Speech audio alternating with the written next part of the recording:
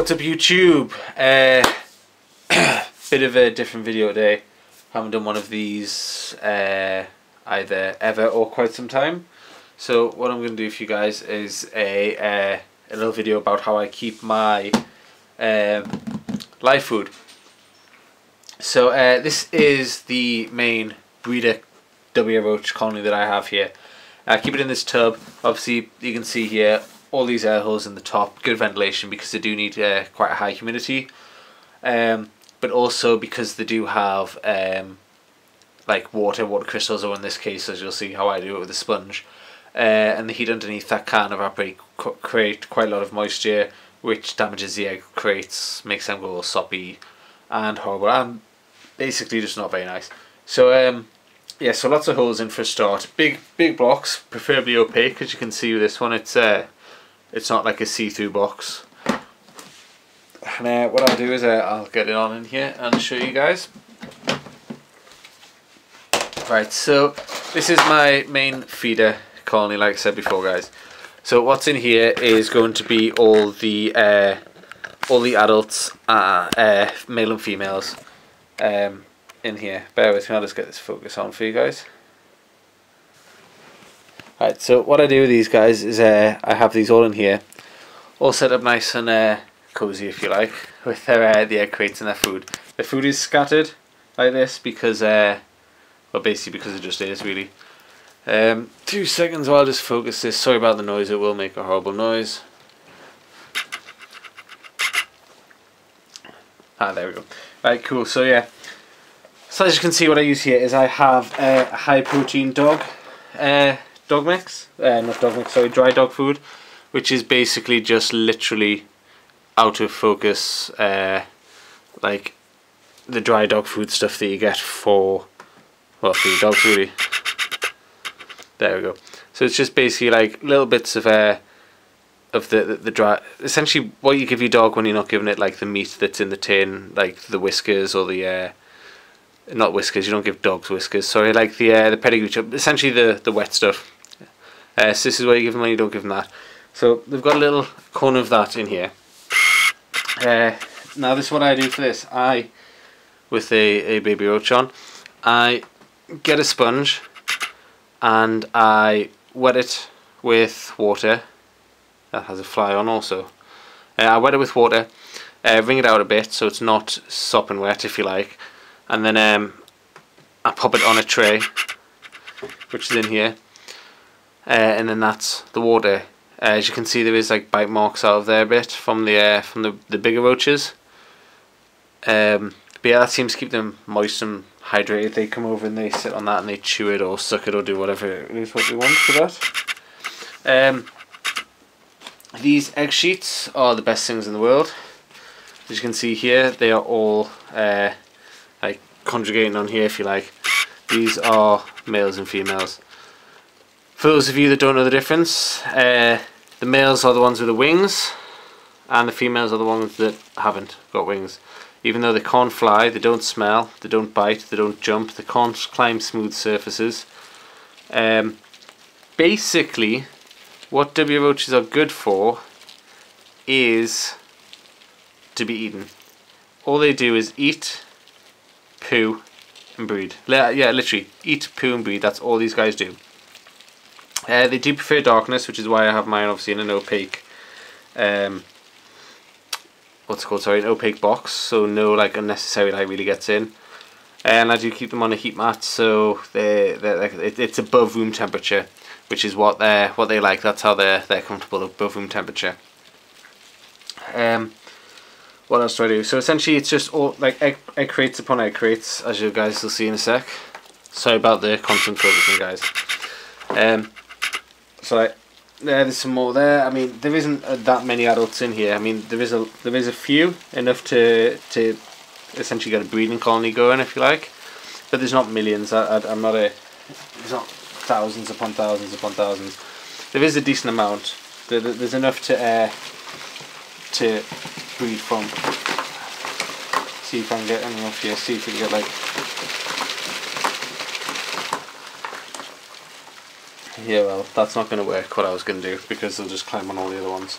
But yeah, as you can see, there's no there's not that many babies in here. All the ones that are in here because they've slipped through the gaps, if you like, which I'll talk to you about later. But yeah, so this is just males and females roaches in here. That's all I keep in here. The adult males and the females, the ones that are old enough to breed. Like I said, high protein stuff, not whiskers, that was cat food. High protein dry dog food. The sponge, which will just keep them hydrated, it'll keep them happy in there. They'll be happy, they'll love life. They've got the egg crates, so there's more surface area in there. There's places for them to crawl in between. Also, there's thermal gradients there. Obviously the bottom's going to be the hottest, so on and so forth. As you get higher, you get more towards room temperature.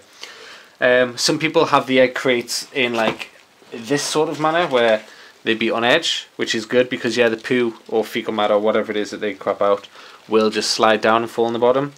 But at the end of the day, it doesn't really make a difference, because when you lift these up, you lift them up like this anyway, give them a shake, all the crap will fall off. So it doesn't really make a difference which way you have them round.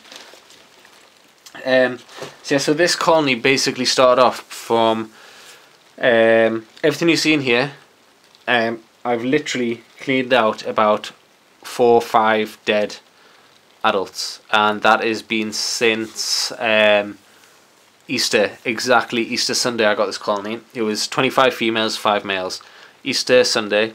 It is now December the 6th. So not even a year, and I've got all of those adults in there from 25 males and 25 females, 5 males. It's good to keep that sort of ratio. And they've produced obviously all of these adults in here, which I'll close up now. So they've produced all those. Now the reason you keep a higher female to male ratio is because some males will eat some other males' babies if there is like a higher male to female ratio, or so I've been told. I'm yet to witness that, if you like, but that is how that basically works apparently. So yeah, so from that initial 25 female and 5 male, we've got all of those. And then this is the nymph, if you like, or the hatchling, the babies, whatever you want to call it. This is what I now keep in here. Again, it's focusing its life away. Right, and it's not going to focus now. It's going to play bastards. Right, so basically, this is the.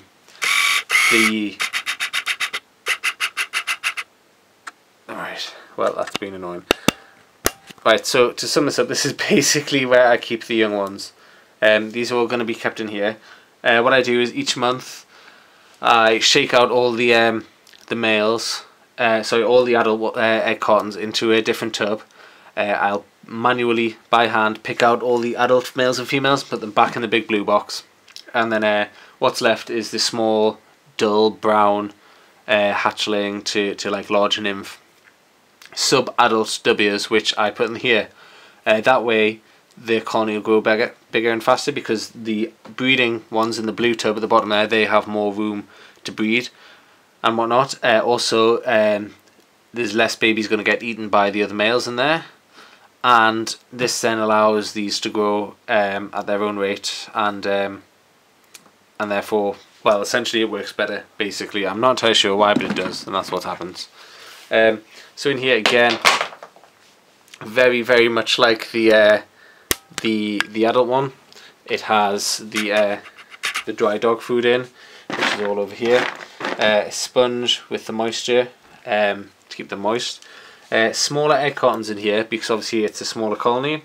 They need like a tighter space to make them feel more comfortable. And I'll show you what I mean by little ones. Oh god, these all here are the ones that I harvest out. Like you can see here, there's quite a few of them in here. I don't know if I can get this to focus any better than it does for the rest of its life. 2 seconds, guys.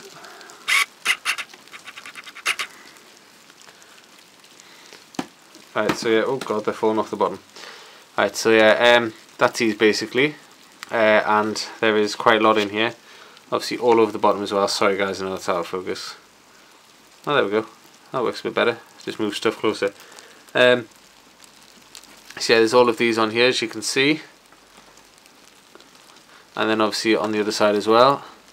And that's just one eggshell. If I pull out another eggshell, cotton, sorry, you see there's quite a few on there, and not so much more on the back. But obviously as we go through, we'll get to like this sort of stage where there's now quite a few, and obviously these are all sub-adults and like little tiny babies. Oh god,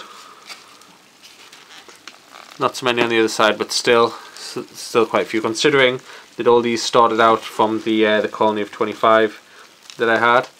I mean, there is now more than 25. There's probably more than 25 on here by itself. I mean, look how crowded that one egg space is there.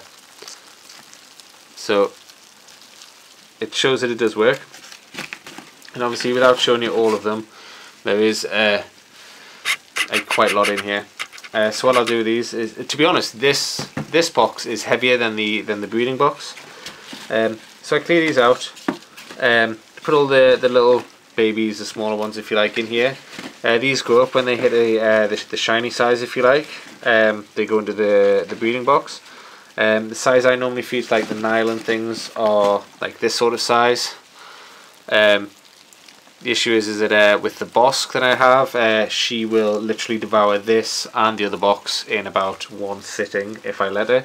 So there's no way I've got enough here to feed the bosque and the nile at the same time. So I just buy separate things for the bosque to keep her going. But hopefully, I want to get this colony to the size where I can feed both of them and keep it going. I mean, you see people on YouTube, Facebook, Gumtree, Craigslist, whatever you guys want.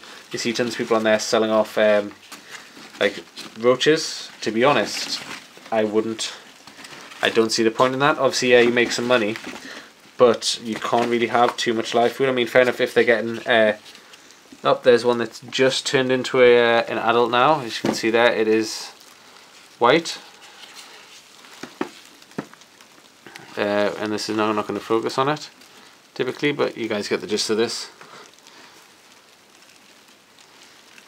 So yeah, that little, well, I'll say little. Anyway, so yeah, so he's just turned into a adult by the looks of things, male. Well, yes, it is male. So that's he'll be coming out of here soon, probably after this video, and going into the breeder box. So yeah, so you see some people selling them. I honestly don't see the point in that. Obviously, if you're getting to like the breeding box size and they're dying off, then yeah, possibly sell some of the adults. So you're getting some use out of them before they do die. But you can never really have too many roaches. I mean, obviously, if you think about it, the bosque would happily eat all of this. So if I had this plus a breeding colony, then why wouldn't I just feed this to the bosque? Fair enough, it might be unhealthy first of all. But then all I do is just not feed it in one sitting, just save them. Also, roaches do go for quite a lot of money these days, well, which I think is what people are attracted to. You can get like starting colonies of about, like I said, about 25 males, 25 females and 5 males for about £25. Not sure what that translates to in dollars, but so you can get like, so basically £25 really, which is quite a lot of money. Especially for 25 females and 5 males. So best thing to that I would do is just keep them like this, feed them when and how necessary. I'm not really planning on selling any off. Like, this is, to be honest with you, a small colony. I've seen much bigger than this before in the past. I've had a bigger one than this before in the past, which I got rid of due to an animal of mine getting bored of roaches. That would be the only time I could justify selling it off. But yeah, basically 3 things to remember. An opaque box and not too much light can get through.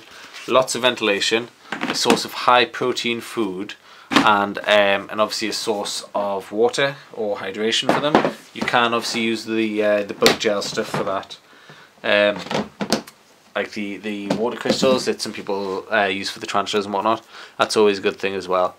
But I tend not to use that because they do run out quite quick and they are quite expensive. So the sponge, it's cheap, it's reusable, it's readily available, and it's cheap. So yeah, sorry guys, I know this video has been a bit jerky, if you like, a bit back and forward and stuff like that. I do apologise about that. Obviously I've just decided to do this video now at like 8:20 or something at night. Got bored, thought I'd make a video, so it's not really been planned. So literally just set the camera, put it on tripod, hooked it up to the computer for the live view, and that's basically it. So sorry about the unprepared video. I'll try and make some more prepared videos. If you guys have any questions at all, like always, feel free to ask. Either message me personally on here on YouTube, or drop me a comment on this video. I'll try and get back to you guys. I mean, I do get back to quite a lot of questions that get asked. But yeah, until next time guys, hopefully my next video, I'm planning to do a handling video, well, like handling video on the Nile. For those of you who aren't sure why I did this, you don't really handle a Nile as much as hold it, as much as try not to get injured by the Nile. So yeah, so until next time guys, thanks for watching. Again, I apologise about the shakiness of the video. But yeah, comment, rate, subscribe, like, all of that jazz, and I'll catch you guys on the next video. Thanks for watching. Bye bye now.